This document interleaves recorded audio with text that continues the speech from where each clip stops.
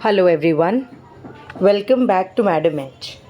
Well, in the last video, we studied the very basics of the law of contracts. In that video, we discussed what is the basic difference between the two words, that is agreement and contract. We studied that an agreement, when becomes enforceable by law, becomes a contract. So, in order to have a valid legal contract, there has to be enforceability by law along with the agreement so formed. We also studied that in order to form an agreement, we need to have a promise and consideration. And for promise, we need to have an offer and acceptance. Then from this very equation, I told you I'll teach you the entire contract law. That is, for contract you need agreement plus enforceability by law.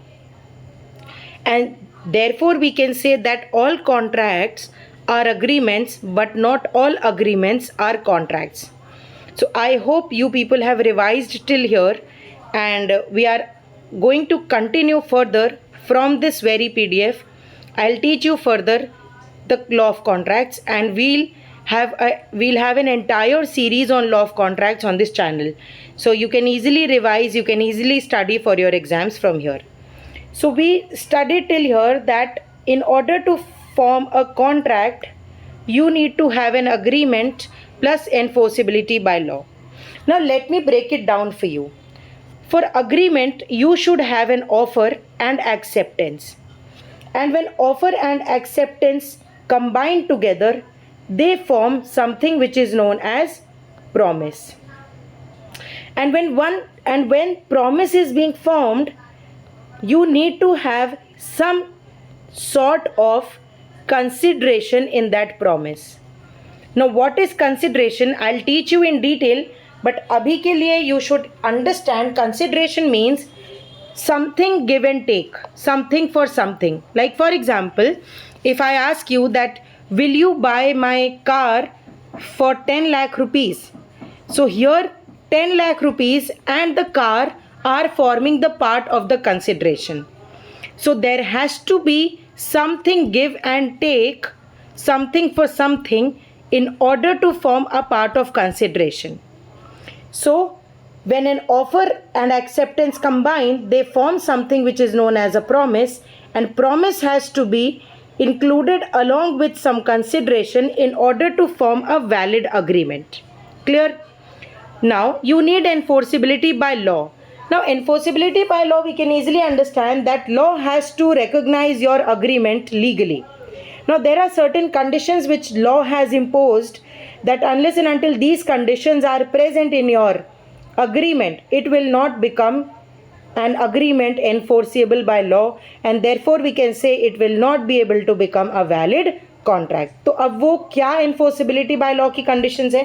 पहला है capacity to contract, that आपके पास वो capacity होनी चाहिए कि आप contract में enter कर सकें. Don't worry, I'll deal with each of these points in detail. अभी बस आप इतना समझिए ऊपर से that you should have some capacity to enter into a contract. Next, your consent must be free. Means you've agreed with your own free will. Nobody has forced you or manipulated your consent. Next is lawful object and lawful consideration. The consideration that is forming the part of the agreement and the object means the purpose for which you are entering into the contract, must be lawful. So when all of these elements combine together, they form a valid contract. तो अब हम step by step एक एक चीज को पढ़ते चलेंगे. अब देखिए, ये जो मैंने बताया that how will a valid contract be formed, this is defined in your section 10 of the act. Section 10 of the act को मैं आपको ये भी कह सकती हूँ that these define or these give out the list of the essentials of a valid contract. हमारे पास एक valid contract बनाने के लिए क्या क्या essential elements होना ज़रूरी है. अब देखिए, आप पढ़िए यहाँ से, आपको खुद समझ में आएगा. What I have just told you, you will be able to understand. All agreements are contracts. सारे agreement contract होते हैं if, यदि they are made by free consent of the parties. हमने यहाँ पर देखिए पढ़ा free consent of the parties.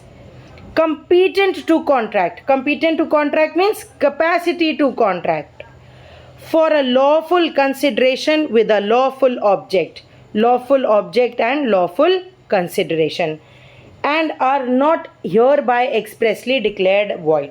Law ने कॉन्ट्रैक्ट एक्ट ने कुछ अग्रीमेंट्स को एक्सप्रेसली वॉइड डिक्लेयर कर दिया है, वो हम आगे वाले क्लासेस में पढ़ेंगे, ठीक है। तो अभी हमको इससे पता चलता है दैट, अच्छा एक चीज़ और देखिए यहाँ पर लिखा है, any contract is required to be made in writing or in the presence of witnesses or any law relating to the registration of documents। चलिए तो ठीक है, बट अभी आपको क्या पता चला, हमको एनफोर्सिबिलिटी बाय लॉ पाने के लिए सबसे पहले तो क्या चाहिए, वो बोल रहा है ऑल अग्रीमेंट्स। तो अग्रीमेंट्स बनाने के लिए क्या क्या चाहिए, ऑफर चाहिए, एक्सेप्टेंस चाहिए। जब ऑफर और एक्सेप्टेंस मिल जाएगा तो क्या बन जाएगा, प्रॉमिस बन जाएगा। और इसके साथ हमको चाहिए some consideration. Clear, offer plus acceptance plus consideration. Clear, offer plus acceptance क्या बनाता है मिलके, प्रॉमिस बनाता है। और एनफोर्सिबिलिटी बाय लॉ के लिए क्या क्या चाहिए, जो सेक्शन 10 में दिया हुआ है, you need to be competent to contract, that is you should have the capacity to contract, your consent must be free and the lawful object and lawful consideration must be present. तो अब हम step by step चलते हैं। सबसे पहले we'll study what is an offer. Clear, offer क्या होता है, देखिए I have made a list for you here. Offer acceptance, free consent, competency to contract, lawful consideration, lawful object and not expressly declared as void। Clear, तो अब हम सबसे पहला point इसमें लेते हैं, दैट इज योर ऑफर। तो पहले पढ़ते हैं ऑफर क्या होता है। देखिए ऑफर और एक्सेप्टेंस साथ में करके चलते हैं, ठीक है। Offer and acceptance will study together. देखो, when one person signifies to another his willingness to do or to abstain from doing anything with a view to obtaining the assent of that other person or his abstinence, he is said to make a proposal। proposal means offer। आप proposal कर रहे हैं मतलब offer कर रहे हैं। तो जब भी कोई इंसान, suppose give me a second, suppose कोई एक इंसान ए है, उसने अपनी विलिंगनेस शो करी। क्या शो करी, उसने अपनी विलिंगनेस शो करी, किसको, बी को, या तो भाई तुम ये काम कर दो या तो तुम ये काम मत करो। क्या कह रहा है, ईदर टू डू समथिंग और to abstain from doing anything. या तो कुछ काम करना है या तो किसी काम को नहीं करना है, उससे एब्सटेन करना है। और बदले में वो बी की क्या चाहता है, वो बी की असेंट चाहता है। असेंट मतलब यस या फिर नो, असेंट चाहता है। तो he is said to make what, he is said to make a proposal. ठीक, वो ऑफर कर रहा है। अच्छा, व्हेन द अदर पर्सन, जो बी है, जो अदर पर्सन है, to whom the proposal is made, जिसको प्रपोजल किया गया है, जिसको प्रपोजल दिया गया है, वो अपनी असेंट दे देता है, तो प्रपोजल क्या कहलाता है, एक्सेप्टेड कहलाता है। और जब प्रपोजल एक्सेप्ट हो जाता है तो वो क्या बन जाता है, प्रॉमिस बन जाता है। ये हमने अभी ऊपर पढ़ा, offer plus acceptance becomes a promise. तो एक बार और इसको यहाँ पर समझते हैं कि सपोज ए है, ए ने बी को क्या किया, ए ने बी को ऑफर किया और बी ने क्या किया, उस ऑफर को अगर एक्सेप्ट कर लिया तो ये जो सेटअप बन जाएगा इसको हम बोलेंगे प्रॉमिस। ठीक है, एक चीज़ यहीं पर अभी याद करने वाली, याद कर लो, A will be known as the offerer and B will be known as the offeree। A will be known as the offerer and B will be known as the offeree। Clear, तो A क्या करेगा, offer देगा, उसे offeror बोलेंगे। B क्या करेगा, offer को accept करेगा, जिसको ऑफरी बोलेंगे। अगर ऑफर को एक्सेप्टेंस मिल जाती है, offer plus acceptance becomes a promise. Offer को हम प्रपोजल भी बोल रहे हैं, ये चीज़ क्लियर होना चाहिए। ठीक, चलिए अब आते हैं टाइप्स ऑफ ऑफर। कितने तरीके के ऑफर होते हैं। सबसे पहला ऑफर है आपका जनरल ऑफर। अब जनरल ऑफर क्या होता है, देखो, general offer is something which is made to the public at large. ठीक है, आपने किसी भी पब्लिक, मतलब एक लार्ज ग्रुप ऑफ इंडिविजुअल्स को या पब्लिक एट लार्ज को अगर आपने ऑफर किया है, that it is known as a public offer. अब भाई इसमें ऑफरर तो कंपनी हो जाएगी या कोई इंसान हो जाएगा जिसने पब्लिक एट लार्ज को ऑफर किया है, वो ऑफरर हो जाएगा। उसमें ऑफरी कौन बनेगा? ऑफरी वो व्यक्ति बनेगा जो कोई भी उस लार्जर ग्रुप ऑफ पीपल से निकल के आ करके उस ऑफर को एक्सेप्ट कर लेता है। इसका एक सबसे बड़ा लीडिंग एग्जाम्पल आप समझ सकते हैं is your case of advertisements. Advertisements are nothing but general offer. अब ये आप कैसे समझेंगे? एक बहुत ही लीडिंग केस लॉ है which is known as the Carlill versus Carbolic Smoke Ball company. अब देखो उसमें क्या होता है। कार्बोलिक स्मोक बॉल कंपनी है, वो एक एडवर्टीजमेंट निकालती है। वो क्या करती है? वो एक एडवर्टीजमेंट निकालती है और बोलती है कि अगर किसी भी इंसान को इन्फ्लुएंजा इज़ अ डिजीज़, अगर किसी भी इंसान को इन्फ्लुएंजा हो जाता है, उनकी मेडिसिन खाने के बाद भी, even after taking their medicine, then we will pay that person 100 pounds, 100 sterling pounds हम उसको वी विल पे, ठीक है, वी विल पे, हम उसको पे करेंगे। और कंपनी ने काम और किया, अपने एडवर्टीजमेंट को ऑथेंटिक दिखाने के लिए 1000 पाउंड्स उन्होंने क्या किए? बैंक में डिपॉजिट भी कर दिए, डिपॉजिटेड इन बैंक। ठीक, अब देखो ये जो मिसेस कार्लिल होती हैं, ये क्या करती हैं? शी कंज्यूम्स द मेडिसिन, वो मेडिसिन खा लेती हैं और मेडिसिन खाने के बाद भी शी गेट्स इन्फ्लुएंजा, उनको दोबारा इन्फ्लुएंजा हो जाता है। अब वो क्या करती हैं? वो इस कंपनी को सू करती हैं। तो कार्बोलिक स्मोक बॉल कंपनी कहती है कि we are not bound by this contract, क्योंकि हमारी कोई इंटेंशन नहीं थी, it was just a advertisement gimmick, वो सिर्फ अपनी सेल्स को बढ़ाने के लिए एक हमारा एडवर्टीजमेंट था, and we are not bound by it, हमारा कोई इंटेंशन नहीं था कि हम कॉन्ट्रैक्ट में एंटर करें। देन व्हाट हैपेंस इज, आपका जो कोर्ट होता है, कोर्ट हेल्ड दैट, कोर्ट क्या कहता है? Court held that it is a general offer and the company is bound by it, and the company is bound by it. क्यों? Court ने बोला ये जो आपने 1000 पाउंड्स बैंक में डिपॉजिट किए हैं, इससे साफ पता चलता है कि आपकी इंटेंशन थी to enter into the contract. अगर सिर्फ ये एडवर्टीजमेंट गिमिक था तो आपको बैंक में पैसा डिपॉजिट करने की क्या ज़रूरत थी? Since you have deposited an amount in the bank that shows that you had the intention of entering into a contract. तो इसलिए ये एक जनरल ऑफर है और मिसेस कार्लिल ने, आपने जैसा she consumes medicine as per instructions, Mrs Carlill ने बिल्कुल उसी प्रकार से आपकी मेडिसिन कंज्यूम करी है जैसे आपने इंस्ट्रक्शंस दिए थे, और उसके बाद भी अगर उनको इन्फ्लुएंजा का डिजीज़ हो रहा है then you are liable. So this offer that was made by the Smoke Ball company was held to be a general offer. Clear? So general offer is generally which is made to the public at large or in general. Clear? Now we come to specific offer. Specific offer is very simple. Suppose A ने कोई offer किया है B को, ठीक है, कि will you sell me your watch for 10,000 rupees, ठीक है, will you sell me your watch for 10,000 rupees. तो अब ये जो B है ये ही इस ऑफर को एक्सेप्ट कर सकता है। Specifically it is made to some person, ठीक है, एक स्पेसिफिक इंडिविजुअल को या एक स्पेसिफिक कंपनी है मान लो, ठीक है, स्पेसिफिक इंडिविजुअल या ग्रुप ऑफ इंडिविजुअल को अगर आपने कोई ऑफर किया है then it is known as an specific offer, और वो ऑफर से वो व्यक्ति ही एक्सेप्ट कर सकता है। क्लियर? अब देखो काउंटर ऑफर। काउंटर ऑफर क्या होता है? वर्ड से पता चल रहा है काउंटर। अब मान लो ए है, ए ने बी को कुछ ऑफर किया कि तुम मुझे 10,000 रुपये में अपनी गाड़ी सेल कर दो, you sell me your car for 10,000।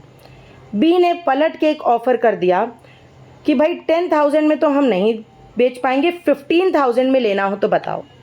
अब देखो क्या हुआ, ये जो ऑफ़र गया था यहाँ से, this was offer one.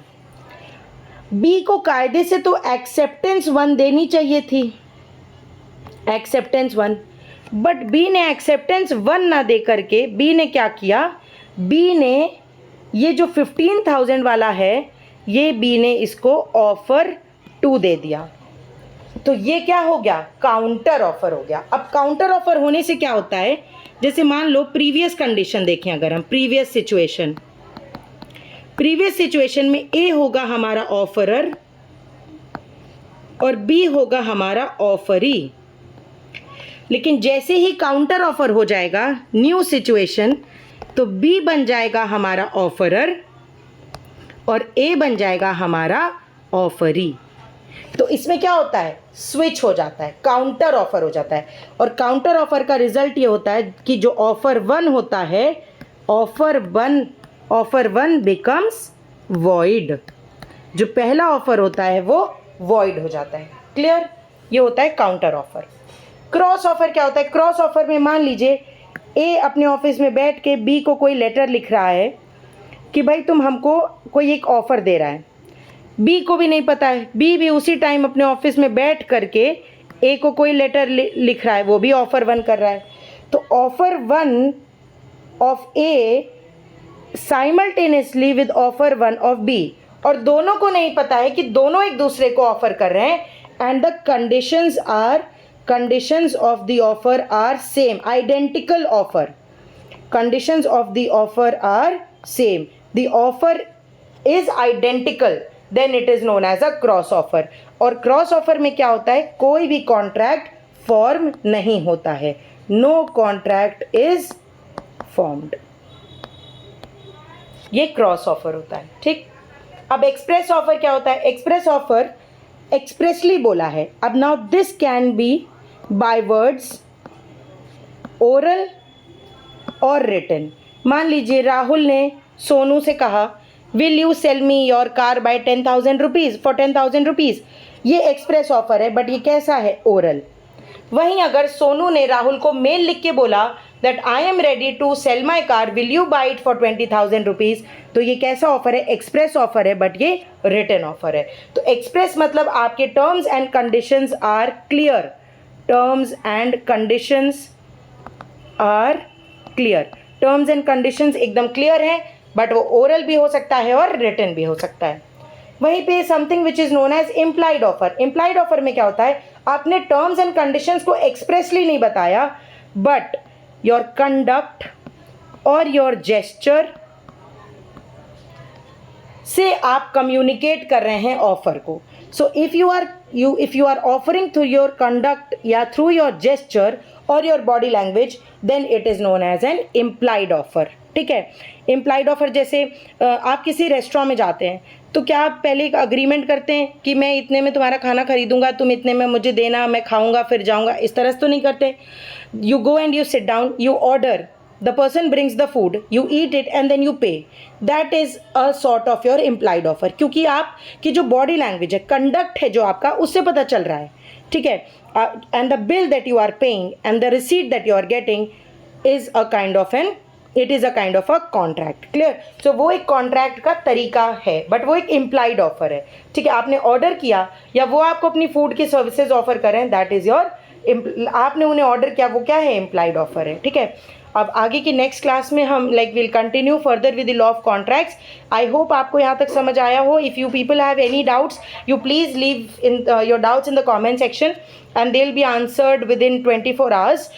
Please stay tuned with Madam H. Like, share and subscribe the video so that you and your friends can ace your CLAT preparation entirely free of cost. So thank you for listening and join in Madam H for better preparation of CLAT. Please listen to the series of law of contracts. We'll cover the entire law of contracts for you. Thank you so much.